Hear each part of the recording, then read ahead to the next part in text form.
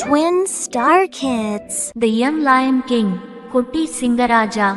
இது ஒரு அழகான காட்டில் நடந்த கதை. அந்த காட்டில் ஒரு சிங்க அரச குடும்பம் வாழ்ந்து வந்தது. அவர்கள் எல்லா விலங்குகளையும் ஆட்சி செய்தார்கள். ஆனால் அந்த வலிமையான சிங்க அரசருக்கு வயதாகிவிட்டது. ஆகையால் அவர் தனது மகனை புதிய அரசராக நியமிக்க முடிவு செய்தார். அது கேட்டு புத்திசாலியான நரி மந்திரி சொன்னான், அரசே, உங்கள் மகனுக்கு அனுபவம் தேவை. அவர் அரசராகும் முன் அறிவும் அனுபவமும் பெற வேண்டும். அதற்காக அவருக்கு 2 அமைச்சர்களை தேர்ந்தெடுத்து மூவரையும் காட்டின் வேறு பகுதிக்கு அனுப்புங்கள்.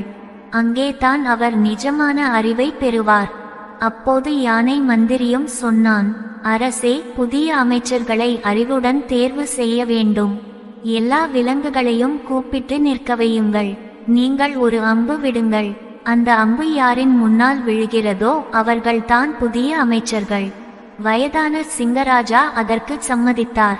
எல்லா விலங்குகளும் வந்து வரிசையாக நின்றன. அப்போது சிங்கராஜா ஒரு வில்லை கொண்டு அம்பு விட்டார். அனைவருக்கும் அதிர்ச்சியாக அந்த அம்பு ஒரு தவளையின் முன்னால் விழுந்தது. அடுத்து அவர் இன்னொரு அம்பு விட்டார். அது ஒரு ஆமையின் முன்னால் விழுந்தது. இதை பார்த்த குட்டி சிங்க இளவரசன் அதிர்ச்சி அடைந்தான். எனக்கு நரி, யானை மாதிரி அறிவாளிகள் அமைச்சராக வரணும்னு நினைச்சேன். ஆனால் தவளையும் ஆமையும் அமைச்சராக வருறாங்களே என்று அவன் உள்ளத்தில் நினைத்து கொண்டான். இதை கேட்ட மற்ற விலங்குகள் கிசுகிசுக்க ஆரம்பித்தார்கள். அரசருக்கு வயசாகி விட்டது, அதனால குறி தவறி அம்பு விழுந்திருக்கும் என்று சிலர் சிரித்தார்கள். அப்போது ஒரு கழுதை சிரித்து கொண்டு சொன்னது, அரசருக்கு புத்திதான் போயிருக்கு போல. இல்லையென்றால் எப்படித்தான் தவளையையும் ஆமையையும் அமைச்சரா நியமிப்பார் என்று. அதை கேட்டு எல்லா விலங்குகளும் பெருமூச்சு விட்டு சிரித்தார்கள். ஆனால் யானையும் நரியும் மட்டும் இதை ஒரு நல்ல தேர்வு என்று நம்பினார்கள். குட்டி சிங்கத்துக்கோ அதில் மகிழ்ச்சி இல்லை.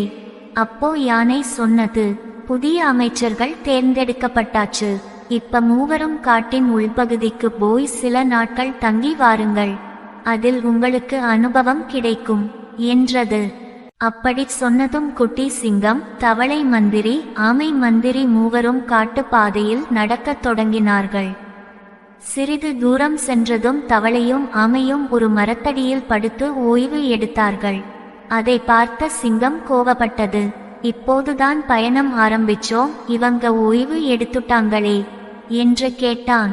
அதற்கு தவளையும் ஆமையும் சொன்னார்கள், இது ஒரு நீண்ட பயணம் அரசே. இங்க கிடைக்கும் உணவை சேமிச்சு எடுத்துக்கிட்டாதான் நம்ம பசியில்லாம போக முடியும். அதை கேட்ட சிங்கம் மூவருக்கும் உணவு தேடி எடுத்து கொடுத்தது. அப்ப ஆமை மந்திரி சொன்னது, எனக்கு ரொம்ப சோர்வாயிருக்கு. 2 நாட்கள் இங்கேயே ஓய்வு எடுத்துட்டு போவோம். அதை கேட்ட குட்டி சிங்கம் சற்று எரிச்சலுடன் இருந்தாலும் அப்பாவின் வார்த்தையை நினைச்சு ஒத்துக்கொண்டது. 2 நாள் அங்கே தங்கி பிறகு அவர்கள் பயணத்தை தொடர்ந்தார்கள். அப்போ தான் குட்டி சிங்கம் புரிந்துகிட்டது. அந்த பகுதியில் கடந்த 2 நாட்களாக கடும் மழை புயல் வந்திருந்தது. அவர்கள் முன்னதாக வந்திருந்தால் ஆபத்தில் சிக்கி இருப்பார்கள். மரங்கள் விழுந்திருந்தன, உணவு கிடைக்கவில்லை. அப்போது தான் தவளையின் அறிவுரை எவ்வளவு முக்கியம்னு அவன் புரிந்துகிட்டான். அவர்கள் மேலும் நடந்தார்கள். தவளை சொன்னது, இந்த பகுதியில கொடிய மிருகங்கள் இருக்கிற மாதிரி இருக்கு. அதற்கு ஆமை தன்னோட அறிவால் ஒரு புதிய பாதுகாப்பான வழியை கண்டுபிடித்தது. சிங்கம் கேட்டது, உனக்கு எப்படி தெரியுது அங்க கொடிய மிருகங்கள் இருக்குன்னு? தவளை சொன்னது, அரசே, நீங்க கண்ணையும் காதையும் மாதிரி மூக்கையும் அறிவையும் பயன்படுத்தணும். வாசனை, காலடிச்சுவடுகள் எல்லாத்தையும் கவனிக்கணும்னு சொன்னது. சிங்கம் அதிலிருந்த அறிவு கற்றுக்கொண்டது. அப்போ சிங்கம் ஆமை கிட்ட கேட்டது, இது பாதுகாப்பான வழி என்று நீ எப்படி கண்டுபிடிச்ச? ஆமை சொன்னது, அந்த வழியில மரங்கள் சேதமா இருந்தது, அதுவே காட்டுமிருகங்கள் அங்க போயிருக்குன்ற சான்று. இந்த வழி அமைதியா இருந்தது, மரங்கள் இயற்கையாக வளர்ந்திருந்தது. அதனால் இதுதான் பாதுகாப்பான வழி என்று தெரிந்தது. கொஞ்ச நேரத்தில் அவர்கள் ஒரு ஆற்றை வந்தடைந்தார்கள். சிங்கம் கேட்டது, இந்த ஆற்றை எப்படி கடக்கலாம்? அதற்கு அமைச்சர்கள் சொன்னார்கள், நீங்கள் இந்த காட்டின் அரசர். எப்போதும் அமைச்சர்களிடம் மட்டும் ஆலோசனை கேட்க வேண்டியதில்லை. நீங்களே முடிவு எடுங்கள். நாங்கள் அது சரியா தப்பா என்று சொல்லுவோம் என்றார்கள். அப்போ சிங்கம் கவனமா பார்த்தது. நீரில் சில இடங்களில் குமிழ்கள் எழுந்தன. அது பாறைகள் அடியில் இருப்பதால்னு அவன் புரிந்துகிட்டான்.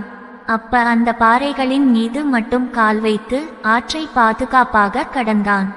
சில தூரம் சென்றதும் ஒரு புறா அழுது கொண்டிருந்தது. சிங்கம் கேட்டது, ஏன் அழுறே? புறா சொன்னது, ஒரு பாம்பு என் முட்டைகளை தின்னிட்டது. சிங்கம் கேட்டது, நீ முட்டைகளை பாதுகாப்பான இடத்தில் வைத்திருந்தியா? புறா சொன்னது, இல்லை, கீழ்நிலையில உள்ள ஒரு கிளையில கூடு கட்டினேன். அதற்கு சிங்கம் சொன்னது, அடுத்த முறை மேலுள்ள பாதுகாப்பான இடத்தில் கூடு கட்டு. அதை அமைச்சர்கள் அமைதியாக பார்த்து கொண்டிருந்தார்கள். சிங்கம் மனதில் நினைத்தது, இவங்க இதை அப்பாவிடம் போய் சொல்லுவாங்களே, நான் பாம்புக்கு தண்டனை கொடுக்கலன்னு. ஆனா தவளை முன்வந்து சொன்னது, அரசே, இப்ப நீங்க இந்த காட்டை ஆளும் தகுதியை அடைந்துட்டீங்க. சிங்கம் ஆச்சரியப்பட்டு பார்த்தது. அப்ப ஆமை சொன்னது, நீதி செய்வதுதான் உண்மையான அரசன் செய்யும் வேலை.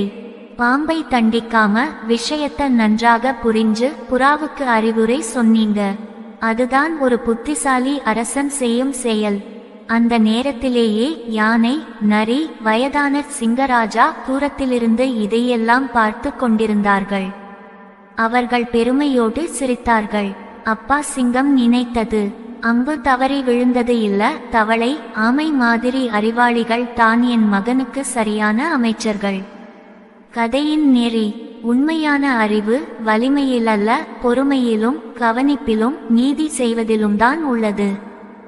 இந்த வீடியோ பிடித்திருந்தால் லைக் பண்ணுங்க, ஷேர் பண்ணுங்க, ட்வின் ஸ்டார் கிட்ஸ் சேனலுக்கு சப்ஸ்கிரைப் பண்ணுங்க, மறக்காம பெல் பட்டனை பிரஸ் பண்ணுங்க.